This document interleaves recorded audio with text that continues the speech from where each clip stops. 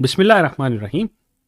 Question number 1. Transmission of traits from one generation to another generation is known as, that is simply known as genetics, है ना? नहीं बेटे, गलत है।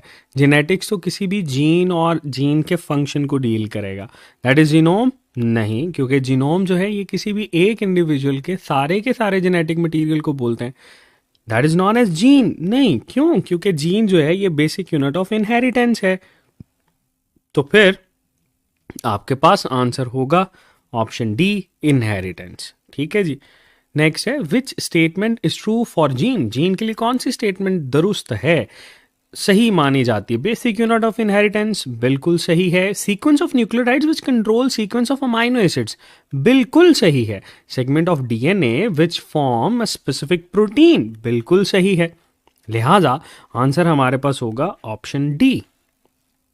Next है, position of a gene on a chromosome is called. तो क्या ये अलील है? नहीं, ये तो ऑल्टरनेटिंग पार्ट या पार्टनर्स ऑफ अ जीन को हम लोग अलील कहते हैं। क्या ये लोकस है? बिल्कुल बेटे, position of a gene on a chromosome is referred to as locus.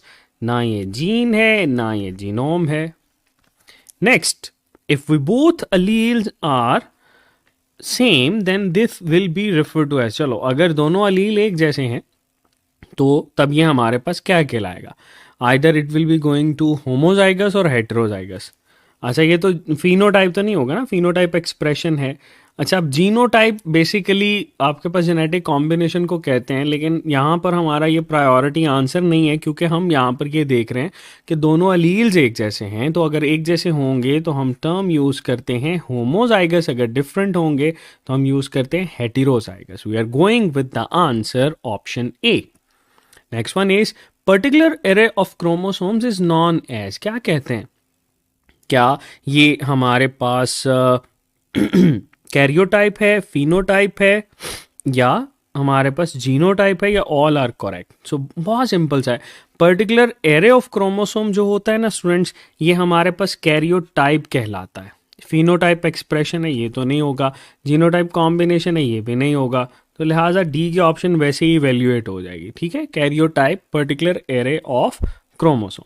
Next है, all the genetic material of an individual is known as, क्या बोलते हैं भाई? सारा का सारा जेनेटिक मटीरियल किसी भी इंडिविजुअल का, क्या ये हमारे पास जीन है? नहीं। क्या ये अलील है? नहीं। क्या ये जीन पूल है? नहीं बेटे, ये जीनोम होता है। आंसर हमारे पास आएगा ऑप्शन सी। डन।